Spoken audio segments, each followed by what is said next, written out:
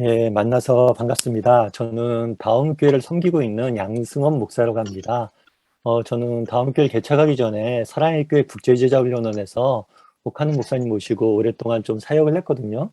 그곳에서 제자훈련이나 소그룹에 대해서 연구하고 배우고 가르치는 일들 좀 많이 했습니다. 그런 다음에 지금은 교회를 개척해서 한 7년, 8년 섬기고 있고요. 또 현장에서 많이 배우면서 하고 있습니다. 요즘 또 이렇게 비록 온라인이지만 또 이렇게 목자 세미나에 대해서 함께 섬길 수 있게 돼서 감사드리고요. 오늘 이 시간 통해서 저도 배우고 여러분들도 배우고 함께 서로에게 좀 유익되는 시간이 되었으면 좋겠다라는 생각이 있습니다. 먼저 여러분들 데자뷰라는 이야기 들어보셨어요? 데자뷰? 이 장면이 낯설지 않다. 그러니까 굉장히 새로운 장면인데 이 속에서 뭘 발견하는 거예요? 굉장히 익숙한 것을 발견하는 게 데자뷰라는 걸 여러분 아시죠? 그런데 요즘은 데자뷰가 아니라 뷰데자가 유행한다고 그러더라고요. 뷰데자. 뷰데자는 뭘까요? 데자뷰의 반대죠. 글도 반대고 모든 게 반대인 거예요. 그러니까 뭐냐면 굉장히 익숙한 것인데 이 익숙한 것에서 새로운 것들을 발견할 수 있어야 된다. 이런 이야기를 하더라고요. 요즘 우리가 대부분 가장 많이 쓰는 활용하는 도구가 있다면 카톡하고 뭐 배달 앱이 아닐까 싶어요. 코로나 시대 보니까 배달도 많이 하고 문자로 우리가 소통도 많이 하죠. 근데 사실 카톡이나 배민이나 이런 것들이 전혀 새로운 건 아니에요. 이런 카톡이 존재하기 전에 우리는 뭘 했어요? 문자 메시지를 보냈죠. 그리고 배달의 민족이 있기 전에 우리는 전화로 배달을 주문을 했었어요. 근데 기존에 우리가 하던 걸 뭐예요? 앱이라는 새로운 관점에서 바라보면서 새롭게 변화시켜서 새로운 사회를 살고 있는 거거든요. 그래서 오늘 제가 주제를 온라인 시대의 소그룹 인도법이라고 잡았잖아요. 그런데 사실 온라인 시대라고 해서 특별한 것, 새로운 것, 전혀 없는 것이 아니에요. 우리가 온라인 이전에 정말 이런 코로나 시대가 되기 전에 했던 일들을 새로운 관점에서 새로운 시각에서 해석하고 그것들을 하는 것. 그것이 바로 온라인 시대. 그러니까 이게 바로 이제 저희가 지금 오늘 다룰 거거든요. 그래서 우리가 오늘 온라인 시대 소그룹 세미나라고 소그룹 인도법이라고 잡았지만 이것이 전혀 새로운 것들 여러분들이 배우는 것이 아니라 여러분들이 기존에 해왔던 사역들, 소그룹 사역들을 다시 한번 우리가 재해석하고 재이해하고 그러니까 마치 문자 메시지를 앱으로 카카오톡을 우리가 사용하는 것처럼 어떻게 우리가 해왔던 것들을 다른 시각에서 좀 활용할 수 있을까? 이 부분에 대해서 여러분과 좀 이야기를 좀 나눠봤으면 좋겠어요. 그걸 통해서 서로에게 조금 도움되는 시간이 되었으면 좋겠다는 생각이 있습니다. 그래서 오늘 목자쌤이랑 함께 진행했으면 좋겠고요. 첫 번째로 제가 조금 살펴보길 원하는 것은 뭐냐면 Y의 문제예요. Y. 왜? 왜 나는 소그룹을 인도하는가? 이 부분에 대해서 여러분들이 조금 이야기를 나눠봤으면 좋겠어요. 예전에 하버드 대학교에서 복사실에서 앨런 랭거라는 교수님이 복사실에서 실험을 한 적이 있어요. 복사실에 사람들이 줄을 쭉 서 있어요. 줄을 서 있는데 끼어들기를 하는 거죠. 끼어들기를 하면서 제가 복사기를 먼저 사용해도 될까요? 이렇게 물은 거예요. 여러분 같으면 누가 와서 복사기를 먼저 사용하겠다면 양보하시겠어요? 안 하시겠어요? 저 같은 경우에는 말 한마디 안 하고 이렇게 하겠죠. 뒤로 가라고. 그런데 몇 퍼센트 정도가 양보했을까요? 여기 조사를 해보니까 63%가 양보를 했대요. 그래서 제가 이 조사 결과 보면서 그런 생각 들었어요. 하버드 대학교 학생들은 공부도 잘하는데 성품도 좋구나. 이걸 양보하다니. 이런 생각이 들었어요. 그런데 그 다음에 똑같은 상황에서 실험을 하는데 어떻게 실험을 했냐면 제가 복사기를 사용하면 안 될까요? 왜냐하면 제가 급한 일이 있어서요. 이유를 설명하겠어요. 이유를. 그랬더니 어떤 일이 있었을까요? 그랬더니 90% 이상이 뭘 했냐면 저기를 한 거예요. 양보를 한 거예요. 무려 30%가 증가를 한 거죠. 왜 증가를 했냐? 그것은 뭐냐면 이 사람이 이유가 있구나. 그런데 더 재밌는 건 그 다음이에요. 그 다음엔 또 어떤 실험을 했냐면 똑같이 상황이에요. 그런데 이렇게 이야기한 거예요. 제가 복사기를 먼저 사용하면 안 될까요? 왜냐하면 제가 복사를 먼저 해야 되거든요. 그러니까 왜냐하면 뒤에 있는 이유가 말이 안 돼요. 말이 안 되는데 이 말이 안 되는 이유를 대면서 자기가 쓰겠다고 한 거죠. 그런데 재밌는 건 여전히 90% 이상이 양보했어요. 왜 그럴까요? 뒤에 있는 내용이 중요한 게 아니에요. 이 사람이 이유가 있다는 거예요. 그러면서 뭔 얘기를 하냐면 우리 인생에서 가장 중요한 건 이유라는 거예요. 많은 사람들이 이유를, 내가 왜 사는지 이유를, 내가 이것을 왜 하는지 이유를 알고 싶어하고 이유를 알았을 때 많은 사람들이 그것에 공감하고 동참하고 양보한다는 거죠. 그래서 그런 얘기를 많이 합니다. 뭐냐면 와, 무엇을 해야 되는지는 누구나 안다는 거예요. 우리도 마찬가지죠. 목자님들이잖아요. 우리가 소그룹에서 무엇을 해야 되는지 누구나 다 알아요. 그런데 어떻게 해야 되는지 이걸 아는 사람은 많지 않다는 거예요. 사실 우리가 소그룹을 오늘 목자 세미나 하는 것도 이 부분에 대해서 고민해야 되는 거 아니에요? 하반기 때 우리가 목자로서 소그룹을 섬겨야 되는데 어떻게 그럼 섬길 수 있을까? 이 고민으로 모여 있는 거죠. 그런데 정말 중요한 건 뭐냐면 이 Y라는 거예요. 왜냐는 거예요. 그런데 이 왜에 대해서는 아는 사람이 거의 없다는 거예요. 내가 왜 소그룹에 참여해야 되냐는 거죠. 우리 그러니까 소그룹 구성원들이 소그룹에 참여 안 하는 경우도 많잖아요. 그들은 왜 안 할까? 게을러서 안 할까? 뭐 삶에 문제가 있어서 안 할까? 어쩌면 가장 근본적으로 그들이 안 하는 이유 중에 하나는 뭐냐면 왜의 문제일 수 있다는 거예요. 왜? 내가 왜 소그룹에 참여해야 되냐? 이 문제에 대해서 해답을 제시하지 못하면 그들은 뭐예요? 소그룹에 참여하지 않겠죠. 반대로 얘기하면 그들에게 그러면 왜 내가 소그룹에 참여해야 되냐? 라는 해답을 제시하기 위해서 우리에게 필요한 게 있어요. 그럼 뭘까요? 우리가 먼저 해답이 있어요. 어떤 해답이요? 나는 왜 소그룹을 리더하는가? 나는 왜 목자가 되었는가? 나는 왜 목자로 섬기는가? 이 부분에 대해서 여러분들이 해답이 있어요. 이 시간 제가 여러분하고 조금 소그룹으로 좀 여러분들이 나눠봤으면 좋겠어요. 어떻게 아마 목사님께서 소그룹을 나눠주셨을 거예요. 소그룹을 나눠주셨는데 그 소그룹별로 모여서 이것에 대해서 한번 이야기해 보세요. 나는 왜 목자를 섬기는가? 물론 이런 질문하다 보면 뭐 솔직히 이야기할 수도 있겠죠. 그러니까 예를 들어서 저희 교회 같은 경우에도 순장하면 집사님, 권사님 순장 왜 하세요? 왜 하긴요? 목사님 부탁했잖아요. 우리가 순장을 하는 이유는 뭐예요? 목회자가 부탁해서 할 수도 있어요. 그리고 또 내가 순장하는 이유. 또 어떤 분들 그런 얘기도 하더라고요. 아, 목사님, 저는 이기적이라서 저 때문에 해요. 왜요? 하니까, 아, 목사님, 그래도 순장이라도 하고, 이렇게 목자라도 해야지, 영적으로 제가 건강해지더라고요. 너무 게을러지다. 순장 쉬고 그러면, 목자 쉬고 그러면. 이거 다양한 이유가 있을 수 있어요. 그래서 여러분들이 나는 왜 목자를 하는가? 이 부분에 대해서 조를 저희가 나눠드릴 테니까요. 조별로 좀 이야기를 좀 나눠봤으면 좋겠어요. 조별로 이야기를 나누는데 조별로 이야기를 나누려면 조장이 있어야 되잖아요. 그런데 조장이 조장이 있다고 해서 조장이 특별한 건 하지 마시고 이렇게 중간에서 무슨 얘기를 했는지 조금 이야기를 나누게 하시고 자연스럽게 나누게 하시고 그 다음에 어떤 얘기가 나왔는지 조장이 좀 정리해 주시면 좋을 것 같아요. 근데 조장을 뽑는데 어떻게 조장을 뽑냐면 한국 사람들이 이렇게 만나면 꼭 그거를 나누게 하죠. 뭘 나누게 하냐면 조별로 이렇게 만나면 꼭 민증을 깐다는 얘기를 하죠. 주민등록증을 이렇게 보여줘야 된다. 그래서 나이 서열별로 이렇게 해야 된다라고 이야기하는데 제일 먼저 조장을 어떻게 정하냐면 여러분 생일이 있죠. 저는 2월 27일 생이에요. 27일 생이에요. 이 숫자 맨 마지막에는 생년월일 중에 1. 이게 제일 높으신 분이 조장하시면 돼요. 아시겠죠? 그러니까 제일 처음에 여러분들 조별로 모이면 나는 며칠생입니다. 연도 얘기하지 마시고 괜히 늙어 보이잖아요. 그러지 마시고 며칠생입니다. 저는 27일생입니다. 서로 짝 나누고 그 다음에 그 숫자 제일 높은 사람이 뭐 한다? 조장을 한다. 어렵지 않죠? 이렇게 조장을 해서 좀 정리를 하면 좋겠습니다. 그럼 지금부터 제가 한 시간을 5분 정도 드릴 테니까요. 조별로 조금 나눠서 소그룹을 좀 나눔을 하면 좋을 것 같습니다. 윤 목사님 준비되셨죠?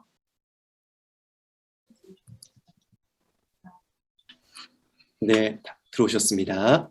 예. 어떻게 이야기를 좀 다들 나누셨나요? 어떤 이야기를 좀 나눴을까요? 저희가 참 이게 온라인이 좀 이런 게 한계가 있네요. 우리가 함께 모여서 했으면 또 이렇게 서로 얼굴도 보고 이야기도 나누고 또 어떤 이야기도 나눴는지 좀 이야기도 좀 나누면 좋을 것 같은데요. 저희가 온라인으로 모여서 좀 이렇게 소그룹에서 나눈 내용들을 나누기가 좀 어렵긴 하지만 그렇다고 안 할 수는 없겠죠. 우리 누가 좋을까요? 제가 아까 27일이라고 그랬잖아요. 제가 27일에 생일인데 2조부터 한번 해보죠. 2조 조장님이 누구세요? 2조 조장님, 2조가 안 계신가요? 2조 조장님은 우리 조에선 이런 얘기가 나왔습니다 하고 좀 이야기를 좀 시어해 주시겠어요?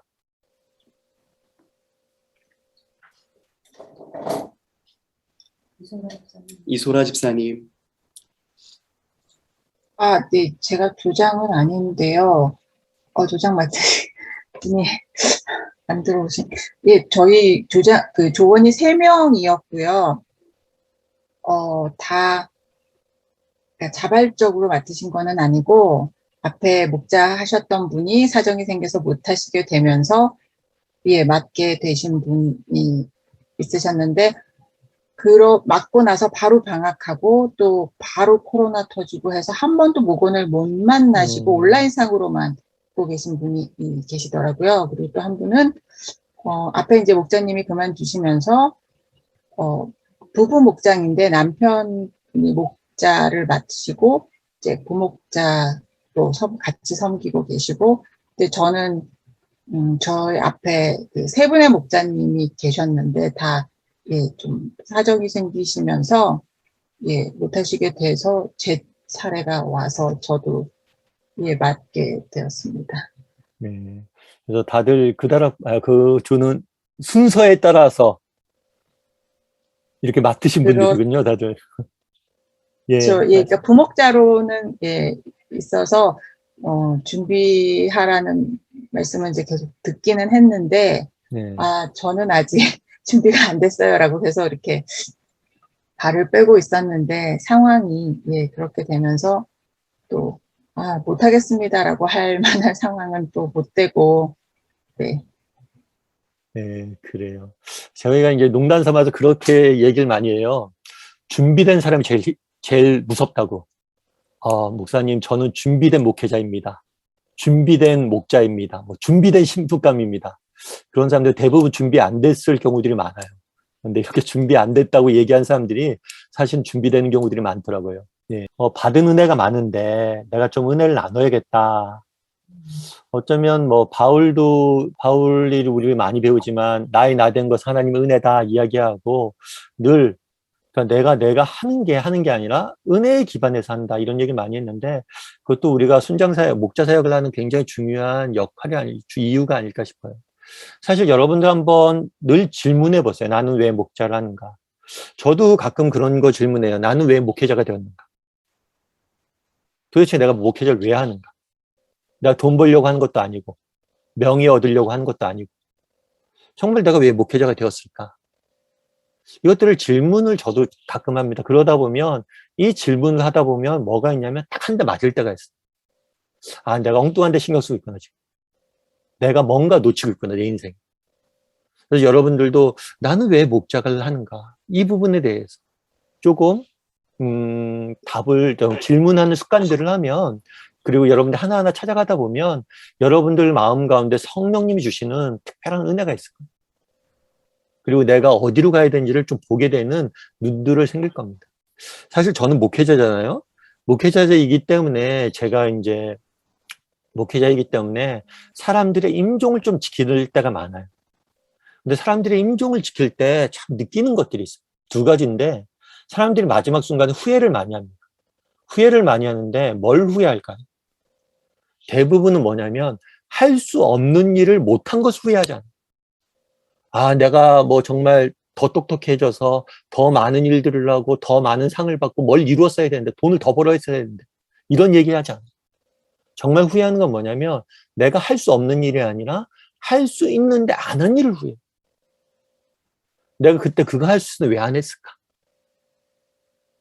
이것들을 되게 후회하는 걸 많이 봤어요. 그리고 또 한 가지 임종 때 느끼는 게 있었다면 뭐냐면 임종의 순간 사람들이 찾는 게 있어요. 여러분 뭘 찾을까요? 마지막 순간 되면 사람들이 뭘 찾을 것 같아요? 특이한 건 마지막 순간에 찾는 건 다 사람이에요. 누구 한 번 더 보고 싶고 누구한테 해야 될 이야기 있는데 못한 것들을 후회해요. 그럼 왜 사람들이 마지막 순간에 사람을 찾을까?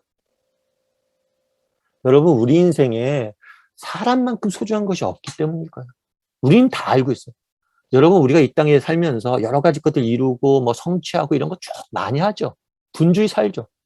근데 결국에 그 모든 근거에는 근저에 뭐가 있는가요? 사람이에요, 사람.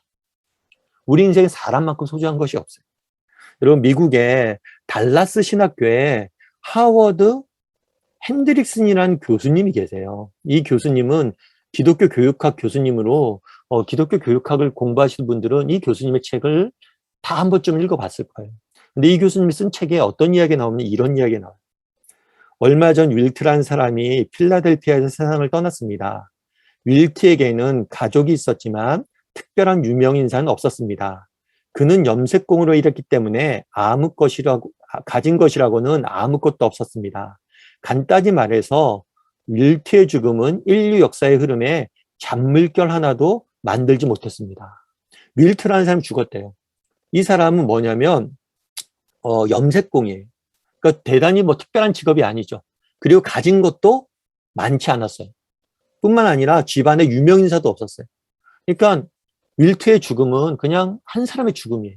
그런데 뭐라고 계속했으냐면 그러나 믿거나 말거나 윌트는 생전에는 물론 지금도 계속 그리스도를 위한 일에 깊은 영향력을 행사하고 있습니다.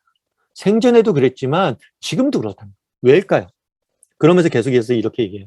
윌트가 젊었을 때 그는 소년들을 위한 주일학교 성경 공부반을 시작했습니다. 그 반은 학생이 특별하게 많지는 않았으며 그 교회도 특별히 주목할 정도로 성도가 많았던 것은 아닙니다. 주일학교 교사를 했대요. 교사를 했는데 뭐 교회도 크지 않았고 그 반에 학생들도 많지 않았어요. 그 대단해서 뭐 이 사람이 뭐 주일학교 성경 공부반을 부흥을 시켜서 뭐 100명을 만들고 200명을 만들어서 뭐 주일학교 연회에서 강연을 하고 이랬던 사람이야. 그 교회도 특별히 주목할 정도 성도가 많았던 것은 아닙니다. 하지만 13명의 윌트반 소년들 중에 11명이 그리스도를 위해 전임 사역자가 되었고 그들 중 몇 사람은 여전히 오늘날에도 활동하고 있습니다. 내가 이렇게 자신 있게 말할 수 있는 것은 바로 내가 그들 중에 한 명이기 때문입니다. 윌트라는 사람 죽었어요.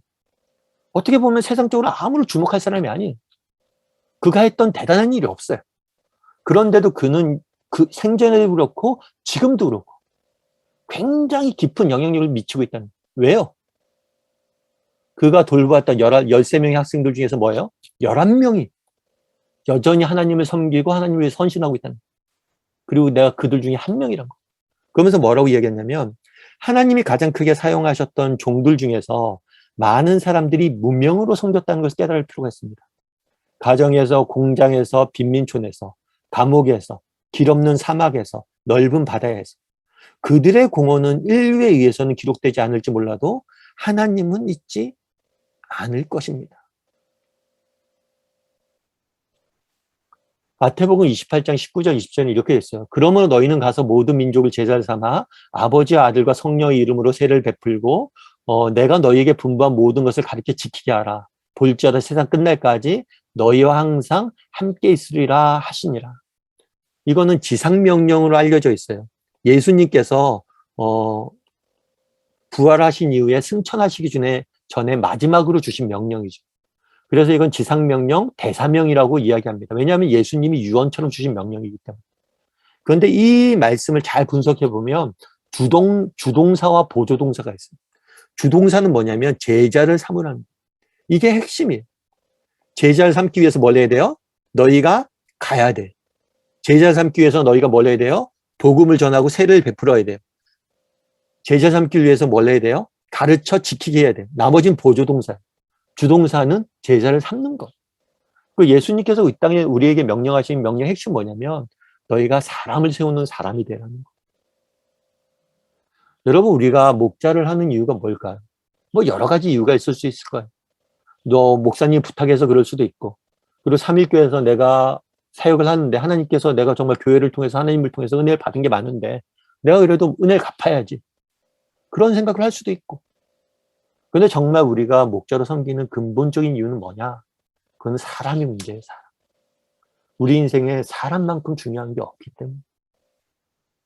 정말 내 인생에 사람에게 서당 영향을 미치고 한 사람이라도 두 사람이라도 이 사람들 세워가는 거. 그것만큼 가치 있는 일이 없기 때문에. 정말 여러분들이 지금 이렇게 사람들 만나고 섬기는 사람, 그리고 언젠가 여러분들 천국에 갈 거 아니에요. 천국에 갔을 때 우리 다 놓고 갈 거예요. 천국에 유일하게 가져갈 수 있는 건 사람밖에 없어요. 그때 누군가가 내게 다가와서 집사님, 권사님, 그때 제가 정말 힘들었었는데 권사님, 집사님이 제게 기도해 주셔서 제가 이겨낼 수 있었어요. 덕분에 제가 오늘 여기 올 수 있었어요. 이렇게 얘기한다면 그 얘기 듣는 사람 제일 부자예요.